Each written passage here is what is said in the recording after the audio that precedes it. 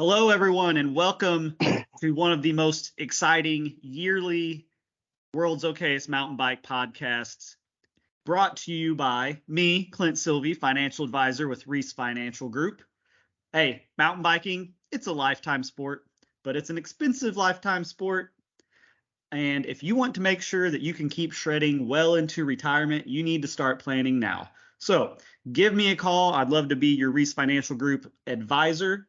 You can email me at ksylvie@moneyconcepts.com or give me a call at 573-400-2223.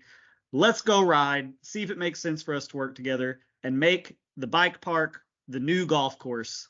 Reese Financial Group is an independent firm not affiliated with Money Concepts Capital Corp. All securities through Money Concepts Capital Corp. Member FINRA SIPC. All right, that's out of the way. I got all that done in less than a minute. It is the pre-BT Epic podcast, the most wonderful time of the year. Kyle's racing this year. We bullied it into it. Congratulations, everybody. Our campaign worked that we started last year, get him to the Epic. And this week has not been without its drama. Before I let Kyle get into that, Ryan, you're here. You have anything to say? Do you know about all all Kyle's drama this past week, right? I think so. Yeah. Obviously, we were scrambling yesterday and the day before to figure out, is this Kyle's ploy to bail on us? Indeed. Did he purposely sabotage himself? Ryan, I have to admit, I think I'm a little bit ashamed. I'm a little ashamed of how quick I was to accuse our boy. But we're going to let him tell the story of what happened this week, and then we'll jump in as necessary. All right, Kyle Krangles, the floor is yours. Take it away. How much of the story do you want to hear? I mean, like just the basics of what this week was? Just Kyle, what happened. Just tell us what you did to your wheel and how the hang on, because it starts before that. I mean, we've been hearing about his sniffle for 3 weeks now. Guy's got a little sniffle, right? Oh, dude, I've been on again, off again, sick. The little kids are just coughing in my mouth every day, making me miserable. It's been on again, off again. And then I had the most miserable mountain bike ride of my life at the Berryman like 6 weeks ago. It's true. I was there. I bore witness to a man who had to have been recovering from illness, who also had his front brake rubbing. You pick his front wheel up after about 22 miles. We decided to look at this, and it would make about 2, maybe 3 rotations and stop. He spun it. It was awful. So after that ride, I was hanging my head, and I was really doing some inventory of my own self-worth and ability to endure suffering. And I'll be real honest, that was a bleak outlook for me as a whole. And then I went back and I did the ride again. I wanted to see what it was like. I was smarter about a lot of things, about what I ate the night before, what I ate during the ride. I was healthier, and it wasn't bad. I got in and out of the woods in a reasonable time, and I didn't suffer. Like, it was actually a really enjoyable ride. So then that put me back on track. So fast forward a little bit now. So I'm kind of at the point where I realize that I'm not going to gain any more fitness, meaning that I'm aware that I am where I am. I'm not real happy with where I am, but it is what it is, and I know that I'm not going to put on any more fitness. So I wanted to keep moving though. And so I went out for a ride this past weekend, and just Saturday, just did a quick 10-mile roll through my local Lost Valley Trail, which, if you're from St. Louis, you've probably ridden there and realized Lost Valley, it's not without rock, but it's by no stretch of the imagination a difficult or technical trail. And then rode, made it back to the car, had a pretty good ride, nice and easy, just spinning, keeping the heart rate going, stuff like that. 3 days later, I pull the bike out of the car, the rear tire is flat, and I'm like, that's not completely unusual. It's set up tubeless. I probably picked up a thorn or something on the trail. I knew the tires were dry with sealant because I was going to swap tires before the race anyways. And pull the bike out, go downstairs, fill it up full of some air.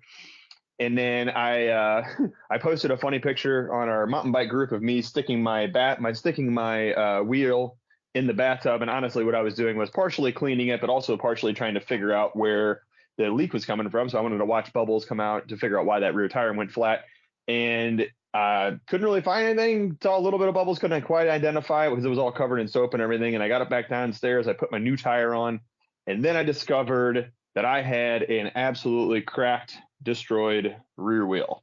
Now, this rear wheel had about 180 miles on it. I had only ridden it for a little less than a year, and I have never broken a wheel in my entire life.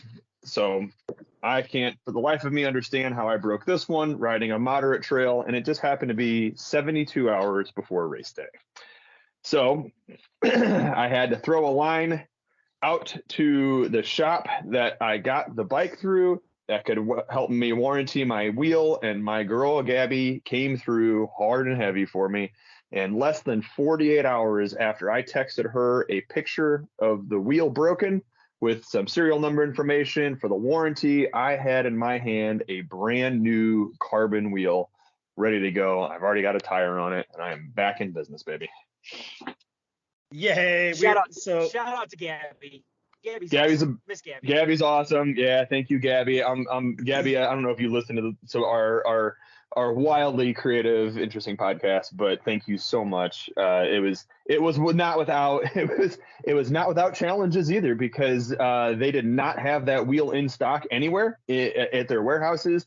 And she had to call around to other shops in the country that were a dealer for them, and found one in Virginia, as it were, Newport, Virginia, and it shipped overnight to me and got it to me. I was able to get it this morning, and I couldn't be more thankful about that process and her making it just absolutely so easy on me. And now I get to enjoy the bike and the wheels that I bought with the sole purpose of riding the BT Epic. I bought this bike with the only intention of having this bike and these wheels selected very specifically for this race, and I get to enjoy them as intended. So I'm really excited about that. At least for like the first 20 miles. Don't know how much you're going to enjoy the last half. If I can keep my heart rate under control and manage everything, I'm excited. I'm excited to have a good time. As long as it's not too wet. I don't want to be wet and cold for like 7 hours, but as long as the weather turns out okay, I'm really looking forward to it. It should be a good weekend. We are supposed to get some rain tomorrow.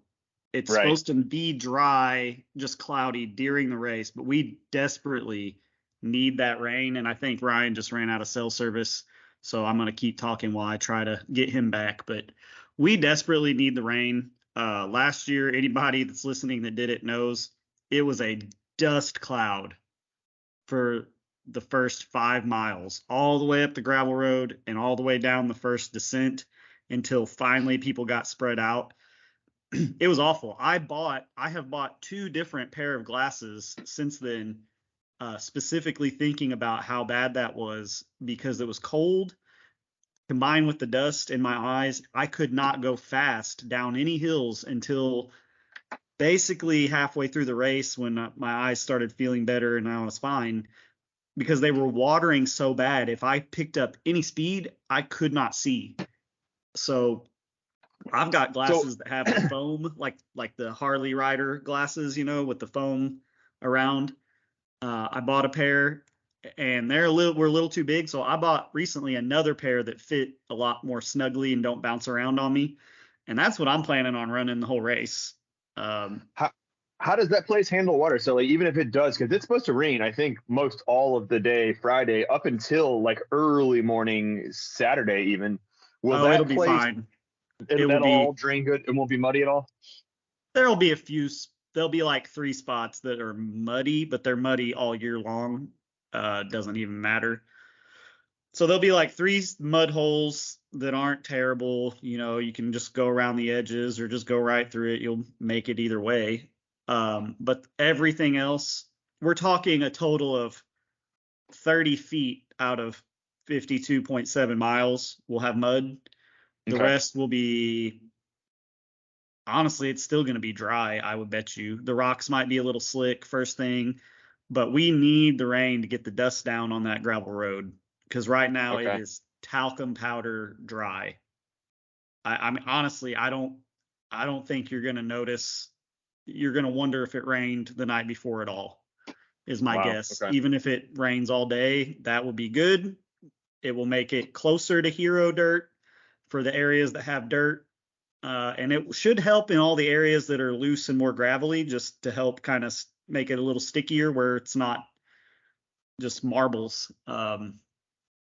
So I'm not worried about the rain in the slightest. You can ride Berryman basically regardless of rain and weather from pretty much April until we get into a real freeze thaw cycle. And then it'll soften up when it freezes, but other than that, it's going to be fine. Awesome. So there's no issues there whatsoever. Okay. Yep. Hey, if anything, it'll help. Yeah, we know you're back, bud. All right, sorry. My phone it went on temperature shutdown. Ooh, gotta blow some air conditioner at that thing. Yeah, I'm like, what the heck? It's not even hot out. Sorry, guys. So Ryan, we were discussing the weather forecast. I'm more worried about I guess it's going to be similar weather to last year. Personally, I wish it was going to be. It'll be warmer than last year. It'll be warmer than last year, Clint. Last year, you were at the starting line in the 30s. That is true. I was in pants and like thermals and everything. Oh yeah, I had thermals. It got a lot hotter than the high temperature is going to be. Yeah, it did increase throughout the day quite a bit more, Kyle. Yeah, no, right. But I remember waking up in that tent with a 1-year-old, or I guess at the time 2-year-old, and being like, holy crap, I didn't know it was going to be 27 degrees overnight. Yeah, it was cold at the start. I don't like that. Are we all running just shorts, no pants? I'm still up in the air because right now it looks like weather at start time is going to be barely 50 and cloudy. I'm going to be in arm warmers, but nothing on the legs. Nothing on just shorts. Now, Ryan, are you running baggies or do you just going to run chamois? No, I'm full XC now, dude. Guys, all right. Yeah, I'm gonna be in skin tight skibbies. Yeah. Got to be Aero for that road ride. I just don't want my shorts snagging on the seat when I'm just trying to get it, So. Hey, I got some new shorts that they're still baggies, but man, they're nice. Like between my new chamois, I got some of those Beneath brand North Shore shorts that are kind of like a hybrid between a chamois and sort of like a normal boxer brief. And some new Giant shorts that I have. You want to talk about comfy, like game changer for me. Oh yeah, but people don't want to hear about this. We're getting off the rails here. All right. So no. Hold on. No. We're on a question here. This is my first big. Well, I've never ridden 52 miles in my life. I've ridden 47 miles out to Hannibal on a gravel bike. I've never been in a mountain bike saddle for this long. Is it gooch grease time? Absolutely. Yes, a lot. Always. Yes, Kyle. Definitely. Maybe even a quick shot pack of it in your jersey for halfway through. Do you reapply the gooch grease as you go? No. I never have, but I would if I had a little mini pack of it. I'd take it with me. I have one if you want it. I won't bring reapply. Bring it. I'll throw that in my pack. Shoot. Might as well be. But honestly, I don't know if I need it. I'm telling you, I wore these new chamois at Steelville, and even after the race, I kept riding and just doing lap after lap after lap. And I had, for the first time I can remember, I had no hot spots, no chafing, nothing. So I'm not nearly as worried about it. But yes, Kyle, gooch grease for sure. That's chamois cream to normal people. Yeah, I bought some new gooch grease this year, so I've never worn it. I've never worn it at all, so I guess we'll see. He bought some new this year. Well, I mean, for this race, I've never had any. Hey, I've had the same tube for years. Kyle, that's good. Okay, so Ryan, let's go through and give our first time rider buddy here what advice we think he needs, even if we've already told him. Now, we're trying to get Silent Bryce. Oh, here's Silent Bryce on the podcast. Hi, Silent Bryce. Got anything to say? Nope. Okay. Well, Silent Bryce will be there. He will be on a off-white mostly white colored Stump Jumper Evo with tan wall tires. He's probably going to be the only person with that setup. So if you see a white stumpy Evo with tan wall V trail tires, that's Silent Bryce. Make sure you talk to him. I've already warned him. He knows. He's going to be expecting it from our listeners. But this is advice that we're giving Silent Bryce to, even though I think what he's going to do is just follow me and do whatever I do and see if he's there at the end. And he very well might beat me just because he maybe can. I don't know. Though our last ride together has me thinking maybe I do have him covered, but just depends on the day. Now, as for you, Kyle, I'm going to start. I'm just going to give you my main piece of advice that maybe, and then Ryan can go from there. But I know you, Kyle, because I've ridden with you enough. Do not start the race like you normally start a ride, like a jackrabbit. All right? Just let the pack go. Just let them go up the road. Don't try to keep up. Just let them go. That's my advice, because it's a long way to go, and you don't want to start frying yourself early. No, I'm well aware. So I've spent the season learning how to ride distances, because up until this year, I had never sat in a mountain bike saddle for 27 miles before. And so I did, I think, 3 marathon class cross-country races against better judgment, and then done a couple laps at the Berryman now. So I am pretty comfortable with the knowledge that I gained this year doing those rides and races about what I need to do to survive this. And I think for me, a lot of it's heart rate management. I don't track watts or power or anything like that, although that would probably help. But I've found that if I can keep my heart rate under 165, I can do that all day. But I've also learned that if I burn over 185, I can only do that a couple of times before I start running into unrecoverable amounts of fatigue. And so that's going to be my plan. That was the last ride that I did at the Berryman. I just watched my heart rate. And as soon as I saw it start climbing, I just back off, let myself cool down, try to float that 150 to 160 range. And I was able to, I had a fairly decent time around the Berryman. I wasn't upset with that at all. I think I made it around in 3:20 moving time. And then little to no breaks. I would, I'd sit and catch up with a buddy quickly, but I don't think I was ever sat still catching my breath ever more than a couple minutes. So that's my plan. So yeah, no, I'm pretty comfortable with doing that, with just riding my race and doing it my way. I didn't used to do that. And so you're right. In the past, I've definitely blown myself up early. And I found that I can't do that. And I've also found that I can't chase people. Like if somebody jumps in behind me and needs to pass, I got to let them just pass. If I try to start chasing after them, I'll run myself out. Yeah, this is very much you have to ride your best race, not get sucked into anyone else's. And it's a long way. And I'm not bringing this up to be a jerk, but there was a point last year where Ryan just rode away from me, and I had to just let him go because I knew I couldn't hang. But jerk, it's a long way. It's a long way. You never know what could happen. No, and that's for real, because like we saw last year, like let them go, you'll probably pull back up. Like if you're past 20 miles, you're going to be around the people that are around your caliber anyway. So like just know that, like, if you're not feeling it, don't try and just chase people down. I think Clinton, when we rode together, like a really good strategy for Kyle is going to be minimal watts. So like when you're climbing, just try and keep those watts low. Like I know you don't have a power meter, but you know the feeling. And just try and keep those watts low, because you're going to blow yourself up. You're you know where you're at ability wise and fitness wise for this race. You just need to conserve yourself so that you can finish it, and that's your. Yeah. So I would say that I would say my other. Go ahead. Sorry. No, go ahead, Ryan. I'll let you do your next one. I was gonna say my other comment is consume, eat and drink.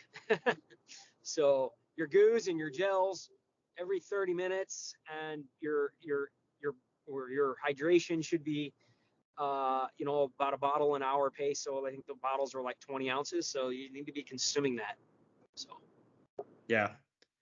And the other thing is we all know, unless you're at fast enough to just be at the front of the road pack, you're going to see pretty much you're going to see at least probably the next 20 people in front of you again at the bottleneck going down the first hill.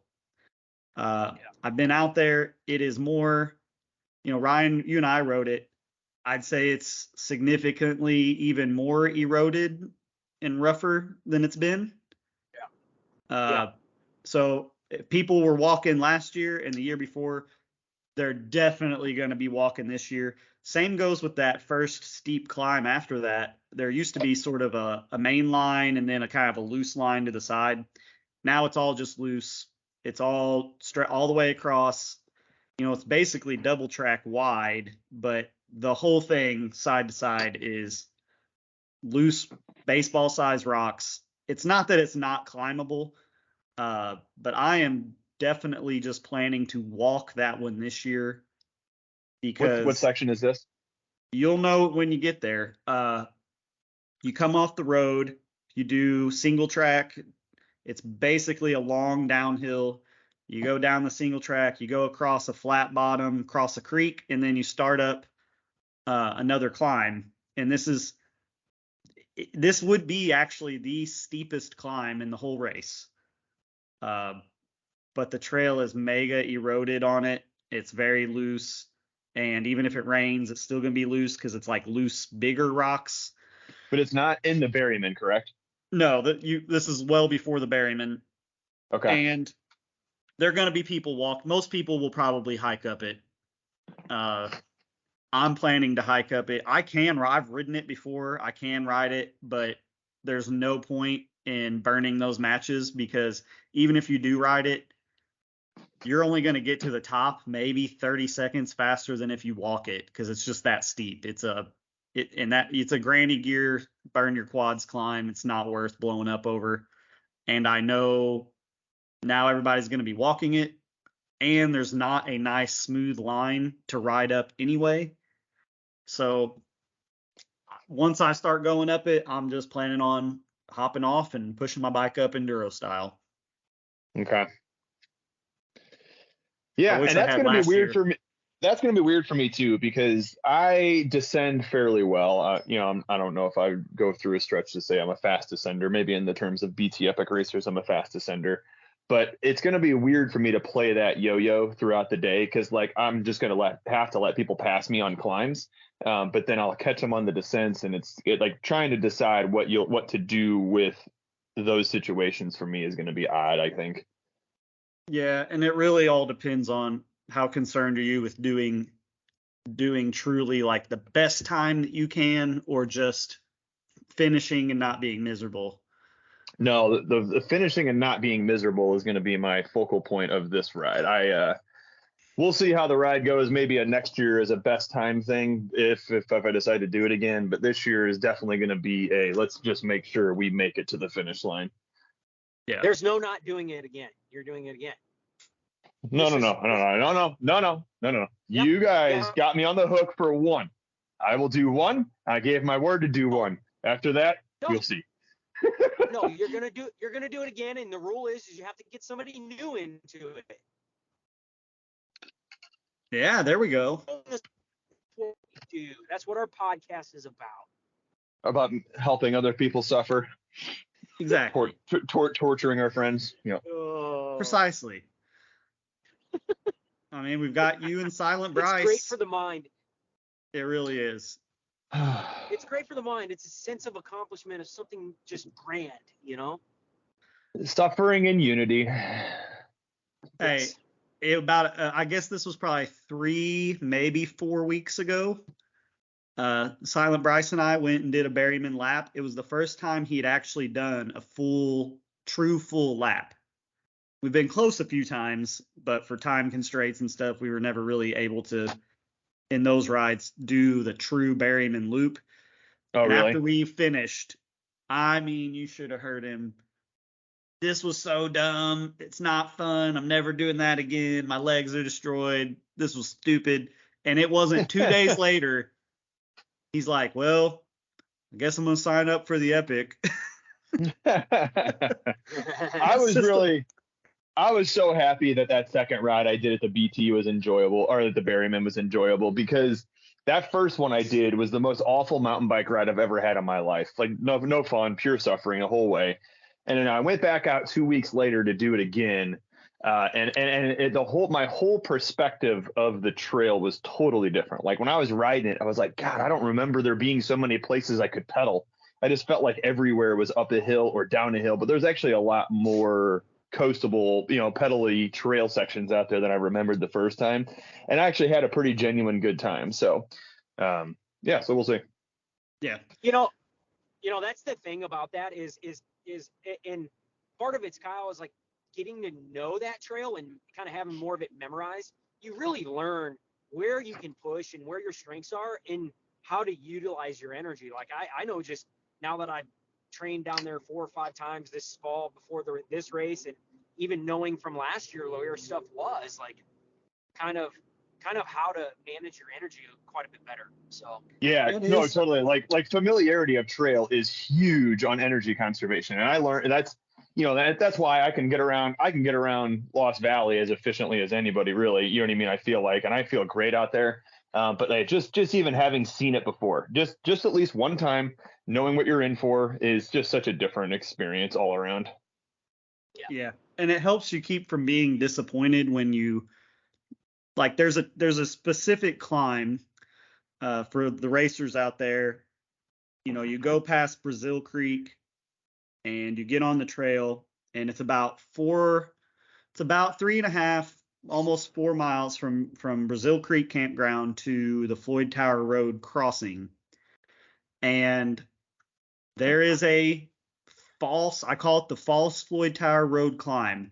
You come out of a bottom, you start heading up, and I swear it looks just like how it looks when you're getting up to the road, which I always look forward to, because I know after Floyd Tower Road, it's about 1 mile to 1.5 miles of just bliss, mostly downhill. And when it is uphill, it's not very steep and it's real fast. But there's a climb and you think, I'm going up to the road, but you're not. You've still got 2 more climbs after that one. It's a fake out. And just knowing those things helps your attitude stay positive, because it's crazy to think, but I basically have the whole Berryman Loop. I basically have all of that trail. I mean, all of it, other than the other side of Bass, the very last segment, which even that I've got mostly memorized. But I basically have all the Berryman Loop and all the Ozark Trail that we use and the gravel roads memorized. Like, I know that stuff by heart now. And it does help a ton, because I know I'm managing not just my energy, but my attitude and my expectations. Yeah, that's huge. It's draining to get your hopes up thinking you're almost somewhere, and then you realize you're not. It just, now I don't, I know exactly where race. I am. This race is, I think the biggest struggle is mentally. Like, you're going to get to a point where you're just fatigued and exhausted, and how can you handle it mentally? And knowing the trail and what's coming helps with that for sure. And it helps manage energy, where if I know I'm coming up to a section where I know there's going to be a bottleneck, like after Berryman Campground, the trail's starts with kind of a descent. It's pretty mellow and you can go pretty fast for a while, but you get down into a low area near a creek bed, and there's a few little technical rock moves that, especially if it rains the night before, are going to be slick. And I know good and well people are going to be off the bike, right? So if I can see someone in front of me and we're getting close to that, but they're kind of where I really don't want to put out the energy to catch and pass them before we get there, I know I might as well just back it off and go slow, because when we get to that section, that move, I know I've ridden it enough times that even if it's wet, like, I just know how to do it, where I can do it every time. I know I'm going to catch them right there, even if they are, 100 yards ahead of me. So there's no point in wasting my energy to catch up and pass them. I can even maybe go a little slower and just save it, because it's like, well, overall, if I were to close that gap, it's not going to matter because they're going to slow me down right there anyway. Just little stuff like that. You just play those games for a couple, 5.5 hours of that. It can be pretty entertaining. It's going to be a good one. I'm pumped. So let's talk predictions here, Ryan. Now, I know last year Ryan and I had this bet, and it turned out to be a pretty epic battle. It was awesome. Even if I had lost, I still would say that just the fact that I, got the surprise jump on him by bashing through the woods and getting around the bottleneck, and then we got back together at Berryman, and then he started just walking away from me, and I thought it was over, and then it wasn't. And I mean, that was just such a fun race within a race. At least it's fun to talk about. What's that? The bet, and it's still fun. I lost the bet, and it's still fun to talk about. So. I don't know how fun it was in the moment, because we were both I feel like we were both riding literally as hard as we could, because we were fighting leg cramps. So it was for sure. The last 8 miles was it was like walking a tightrope of effort and leg cramps. And it was just who can put out slightly more power without their legs locking up. That was basically 100% what it was.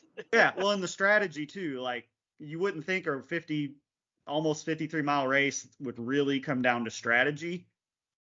But it kind of did. Like I knew that I needed to jump in front of you right before that long downhill off the gravel road, and that was my chance. Like that was gonna be my chance, right? Yeah. Because even if you had more power, you have to exert so hard to get around someone through the leaves or whatever up a hill. I just didn't think you could do it without your legs just going full lock up. And I think there was at one point, like I was right behind you, and I can't remember, and Kyle was behind me just because he was cheering us on. But and I think I even went for something like that. Like I was like, all right, I'm gonna pass him right here, and my legs just said, no, you're not. Like they almost sent me to the ground in cramps. They were so bad, and I'm like, okay, I don't think I can try that. And I tried chugging a bunch of my electrolytes, and it just wasn't happening at that point, that far into the race. I have to be quite honest. From what I experienced with our ride together, Ryan and I went out and did a 38 miler out there. So we basically did the Berryman Loop, then we rode down the road to the Three Sisters, back up the road, and did the start of the race back to Brazil Creek. And I had hope when we were riding the Three Sisters, Ryan, because I was kind of hanging with you there, and I felt like I had maybe even a little more in the tank. But then, man, once we got back on the trail, headed back, especially that last 4 miles, I did not have anything to keep up. Like it wasn't happening. So I think your training you've done this year has definitely paid off. My true belief is I'm not going to be there at the end like I was last year. Now, I still think I'm going to beat my own time from last year. Okay. I think I'm going to be under 6 hours is my goal. Okay. And I really believe, unless something just weird going on, mess up my hydration or something like that, I have to think it's going to happen. I weigh the same. I didn't lose any weight, but I have done way more long rides than I did last year leading up to it. Last year, it's like every time I was like, I'm going to go do a Berryman lap. Well, instead of doing 26 miles, I'd get in 15 or something like that, because I'd get a puncture and be running out of daylight and have to ride the road back to my truck. I've done way more bigger rides this year than I did last year. So I think I'll beat my own time pretty handily, but judging from how you were riding the other day, I I'll put it this way. I'm not going to blow myself up trying to keep up with you in the first half. That's for sure. I've definitely put in a lot more work, and I think though, just like you, Clinton, that I've just put in a lot more of those big rides. Like for the last almost 3 months, almost every weekend I'm getting a 30 or 40-mile ride in on the mountain bike, plus whatever I get in during the week with some road bike or mountain bike or whatever. Like it's definitely quite a bit of training. And I've also just dialed in my nutrition while I ride too. I think I've just finally figured out what I need to do to control cramps and make sure I have plenty of energy with my carbohydrates and all that for sure. Yeah. And the trail knowledge, like we mentioned before, like I know the trail really well now. And so I know, all right, push here, conserve here. Here's a big downhill. You can make up a lot of time, those sort of things. I just remember where they're at now versus last year. I mean, literally the race was my first time seeing the course. I mean, I raced it 7 years prior at the OT 100, but we didn't even run that part of the trail, except for a little bit of Berryman in the OT 100. So, and that was so many years prior, I don't remember it, So yeah, I'm hoping. I said last year on our post race podcast that I was gonna go sub 5:30 this year, and I'm really close on that pace. Like I think I'm gonna be right around that, and that's been my goal ever since. And I know in just my trainings out there, like I'm kind of on that pace. So I need to shake out, let the race shake out, and I'm just gonna be racing the clock. Really, I kind of got waypoints, mile markers as to where I want to be time wise, and hopefully it works out. And the plan, I can stick to the plan. So yeah, and you probably know some guys that were basically on the pace you wanted to be on, that you want to be on. And I didn't even think about doing this. If I could find the results from last year, try to find somebody who was like 550, 545-ish and just try to find them at the starting line and just shadow them. Yeah. And even like in riding with some guys, like I know that they're probably around that 5:30 pace. So like, okay, when I go ride with them, how do I feel compared to how they're riding? Like when you and I rode, we rode with Bill Cahill, and he's a 5:30. He's done it 5:30 a couple times, and I felt really good riding with Bill's well, pace, you guys were going so fast out of the gate that day. Oh man, I mean, I felt way better after we got to Berryman and just took like a little, just a little break. After that, I felt way better until I started getting leg cramps. But I'm going to be more on top of the hydration than I was that day as far as electrolytes go and stuff. So I'm optimistic. I did a full loop with Bryce where the first 16 miles we were pushing so hard to catch Kyle because Kyle was out there the same day. And we thought maybe if we got there by a certain time and rode really hard, we could catch him before he finished at Brazil Creek. Well, we didn't. We were too late. But, I mean, we rode that first 16 miles. I mean, it was just PR after PR after PR. And then even the last 10, we weren't crushing it. But like the last mile and a half, I went super hard and still no hint of leg cramps, no nothing. So I'm a lot more optimistic that I'll make it farther before I start to feel that, if I feel it at all. Yeah. But I also know how to manage it now. So even if I feel it coming on, like I heard there, excuse me, what I heard there was Kyle was a lot faster than Clinton Bryce.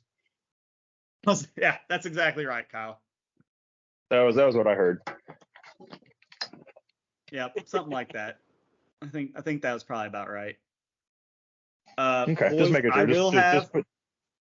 Kyle, I will have blueberry pie waiting for you.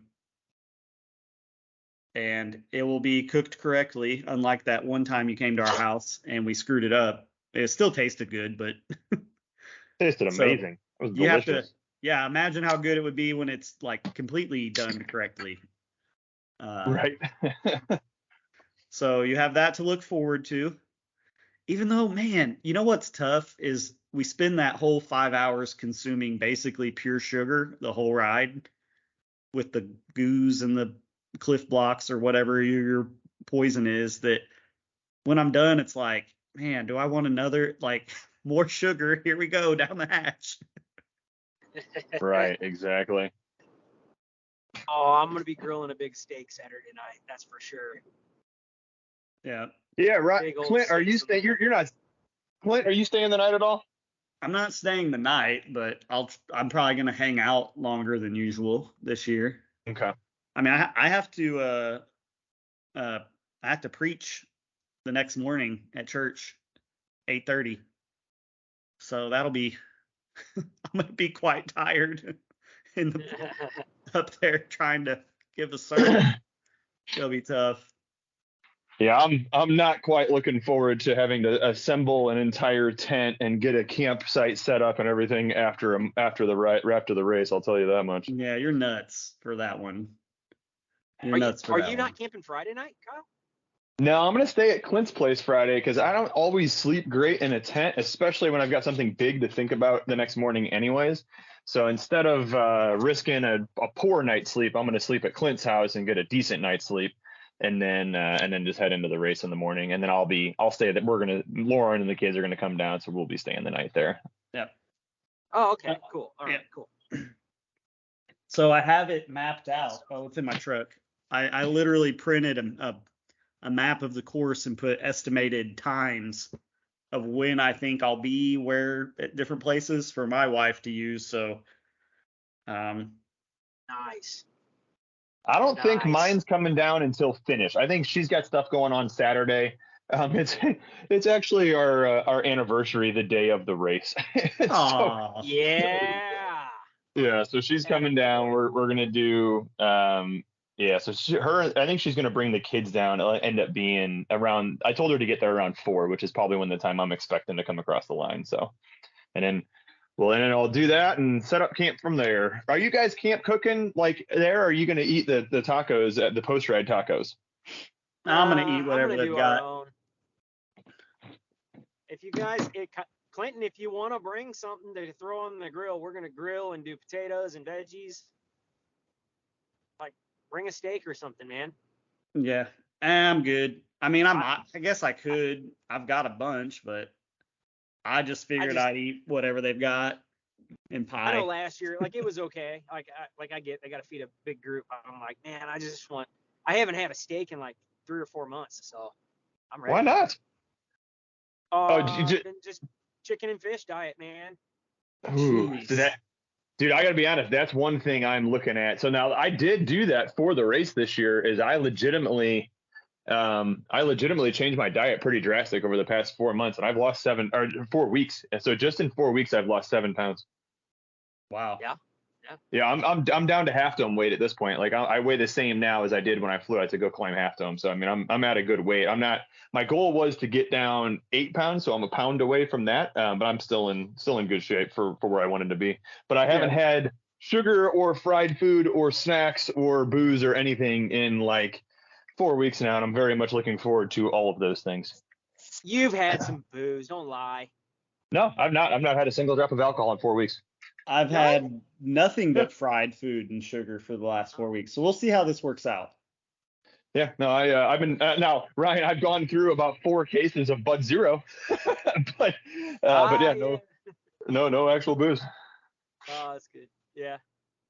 Man, Yeah. I'm looking at the results sheets from last year, trying to see if I know any of these people sort of in the zone that I'd like to be in.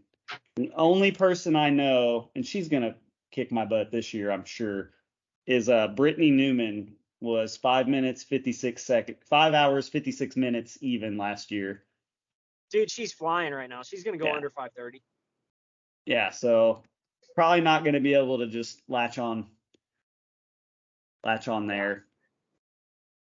Oh well, just going to do my own thing and not. Well, the other thing I'm not going to do is hang out at Berryman Campground forever like I did last year, waiting on Ryan to catch up. I'm not even stopping. I'm going to stop and refill my pack or swap. gonna I might start try- with a bottle and a hip pack, and then have my backpack ready to go at Berryman and put it on. Can't decide. I'm gonna try. My plan will be at Whiskey Ridge and give me a pack at Whiskey Ridge. So I'm gonna carry. So is it 22 miles to get to Berryman from? Basically, yeah, 21 and a half.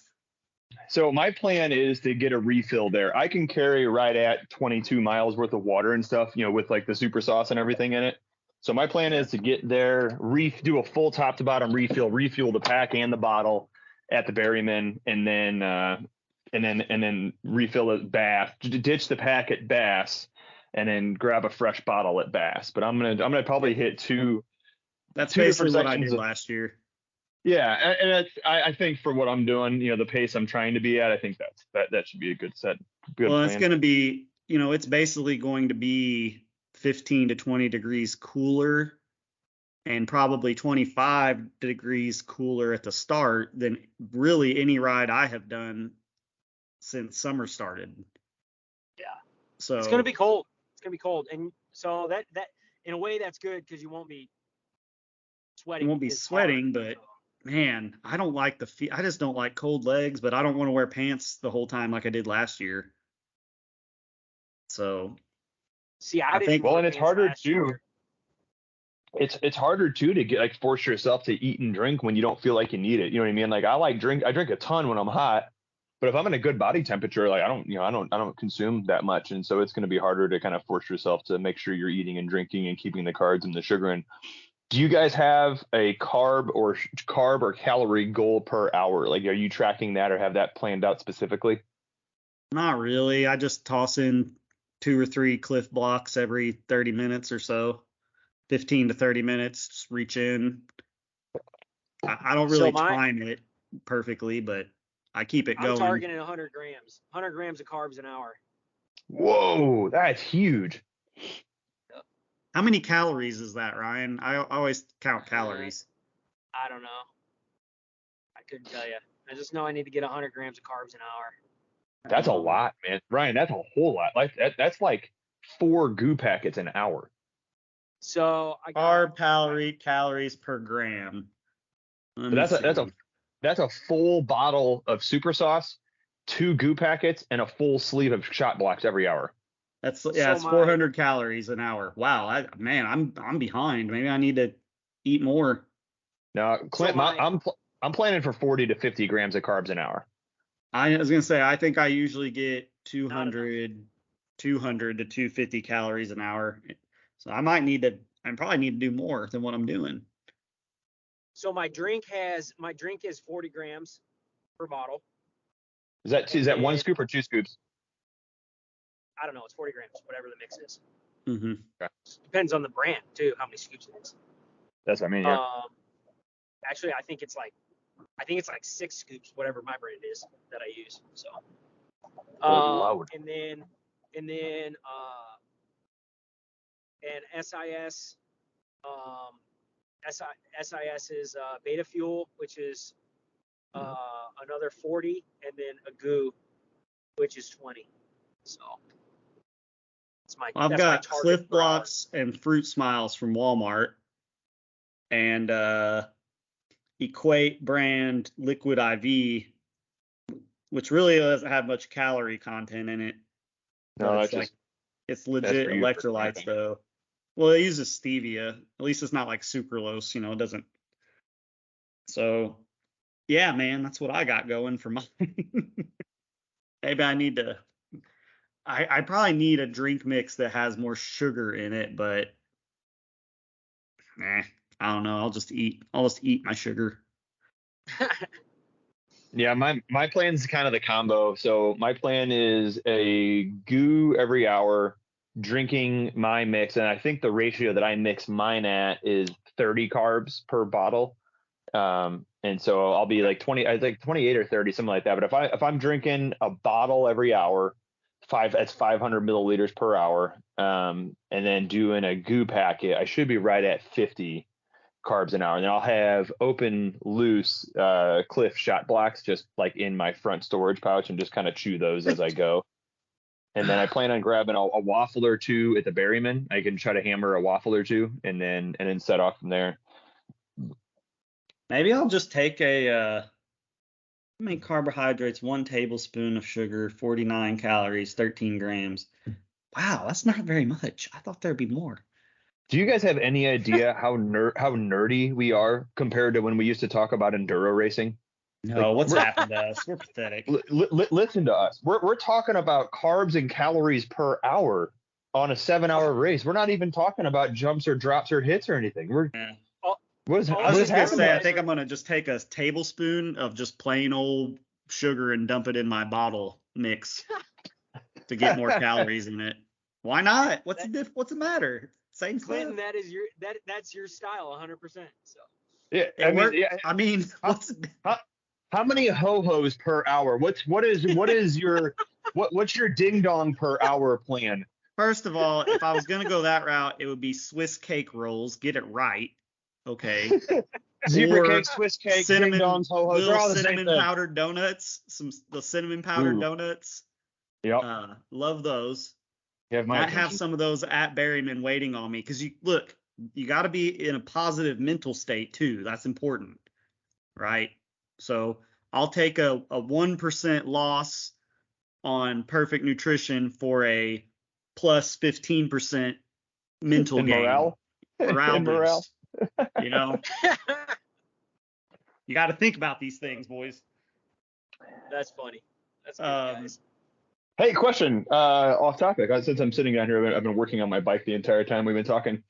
How do you guys lubricate your SPD pedals? Ryan, do you ever do anything? I hate getting the squeak. Like as you're pedaling, you get that rit. Where do you guys lube on these pedals? I don't. You know what I actually do is after I wash my bike, I actually spray SC1 on them. Oh, like the silicone stuff? Yeah. Like, so I'll wash the bike and then I use my air hose to like blow everything out and I blow out all the mechanism in the pedal really good. And then I just spray a crap ton of SC1 silicone spray. Dude, that's a good idea. I was thinking Tri-Flow, but maybe I will. Maybe I'll just hit it with some silicone. I've got the muck off version, but yeah. Yeah. I mean, you could just put a few drops of dry chain lube probably on there would work. Yeah, I don't know. I use Crank Brothers pedals, so maybe once or twice a year, I'll take my pedal, like the spindle and stuff, apart and clean it and re-grease it, put it back together. But the egg beater mechanism doesn't squeak, so I don't really have this issue. Ryan, you know what I'm talking about then, like the SPD squeak when it's all full of sand and grit and stuff, and it just like squawky sounding. Yeah, that's kind of why, like, you don't want something too sticky or tacky, like a grease or anything, or like a really sticky, like, spray lube. That's kind of why I like the silicone, actually. Like, it's not real thick or heavy or gonna really, it'll attract a little dust, but nothing significantly gritty or anything will stick to it. Interesting. Yeah, maybe I'll give that a shot. Hey, by the way, boys, hot tip for drivetrain cleaning. This has been like the greatest thing for someone like me that doesn't live in a town that has a bike shop and also is not a sucker for marketing and is always looking for ways to get around branding and save money. Dawn Power Wash Spray. So it's basically Dawn dish soap. Dude, that on the drivetrain, let it sit for a few minutes, hose it off. It's like, it is good. It's perfect for that. It works so well. I ran out of my stuff and used it and went like, dang, this stuff's good. Yeah, like I don't even need, and since it's not like an aerosol spray, you don't really have to worry about overspraying it on your brakes. And even if you did, it washes off clean. So it's not like it's not going to like contaminate your brakes to the point they won't work anymore. No, man, that's what I've been using. It's been great. Like, my bike is so sweet, you guys. Everybody, if you're listening, you want to check out my bike, especially how I have it set up and my fork, because my fork is probably, what's a Fox 34 Steph Castaway? Hang on. Probably 1,500. I think like 1480. I think. Wow, is it that light? Holy smokes. Yeah, The step cast would be, yeah. Because that's it. Because like I'm kind of trying to plan my next bike now, and I'm looking at what Clint's got possibly. No, yeah, it's $14.96 for a step cast 34. And what are you? What are you 1523 for your fancy new Manitou? No, it's more than that, but it's lighter than like the Fox 34 with the Grip 2 damper, with like the stiffer one, with all that. It's lighter than that, but it's not as light as a step cast. Let me look here. Bro, it's $17.50. So okay. But it's stiffer. I mean, the thing's stiffer than a pike. It's crazy. I love it. It's like the best fork ever. Although, guys, I'm having regrets and it's too late to do anything about it. I think I should have gotten the ESI chunkies and not the extra chunky grips. Oh. So I think they're just a little too fat. Clint, I have some if you want some. You for real? What color? Yeah, I got chunkies. What color do you think they are? If you had to guess, what color grips do I run? Black. Yes. Yeah, mine are red and they look sweet, so I might just leave them. I'll get What do I used got? to it. So let's see, what do I got here? I've got some PNW grips, I've got some ODI Ruffians, I've got some ESI chunkies, and I have some ESI extra chunkies, maybe? Yeah, I went with the extra chunky, and I think it might be a little too much. I actually like extra chunky. I do too. I like that grip. I like the way that feels, and it's good for marathon. But at the Berryman just beat me up, man. I had to move to those ergon grips. It just helps my wrist just a little bit. It's not a huge difference. My hands and wrists still suffer, but it's better than it was. Yeah. Do they make an ESI grip? Because I feel like the extra chunky, what they need to make is where like the top half of it is the same as the extra chunky, and then like where your fingers are is thinner, so it's not like symmetrical all the way around, so you can still get like a overall thinner feel, but with all that padding in your palms. I wonder if they do. You would think they would, right? I guess that'd be like kind of expensive to make, because they probably just have a sheet of material that like gets wrapped and like welded together somehow or something. You know what I mean? Now they do make they make 4 different versions that have thinner inners and fatter outers, or vice versa. You know what I mean? Like to where like your thumb and finger wrap is thinner, but then where your palm sits is fatter. That's what I need, because it's really just around my thumb that's kind of feels a little stretched. Oh well, I'll make it. Be all right. Oh, so Bryce's, yeah. No, it's the same. Never mind. Yeah, I think I just need the chunkies, the regular chunkies. Oh well. Live and learn, right? All right, boys. Well, we're about an hour here. Shout out to John Dale Tipton. Was wondering where this podcast was, because he says he always listens to it before the race. Please say hi to us. How do we differentiate? Okay, so I will be on the coolest looking bike of the three of us will be my Trance with the sweet black, but all matted, looking like it's got scratches, kind of like a piece of granite paint job, with the red grips and the Manitou fork. Marble, thank you. So please say hi to me. I'll appreciate it. Ryan's going to be on what color's your bike? Like white? You got a white? What color's your? No, it's black. It's matte black. Black? What? Matte black with orange. Oh, is it more of like almost a gray, like a really dark gray? I would say it's matte black. Huh. I can't remember anything, apparently. Kyle will be on the Trek Top Fuel with the blue Sid, black, dark gray, black frame with the kind of rainbow looking edge only Trek logo and the brand new rear wheel. And thanks, Gabby. Yeah, Silent Bryce will be on the Stump Jumper Evo with the tan wall trail tires that look like downhill tires. So pray for him.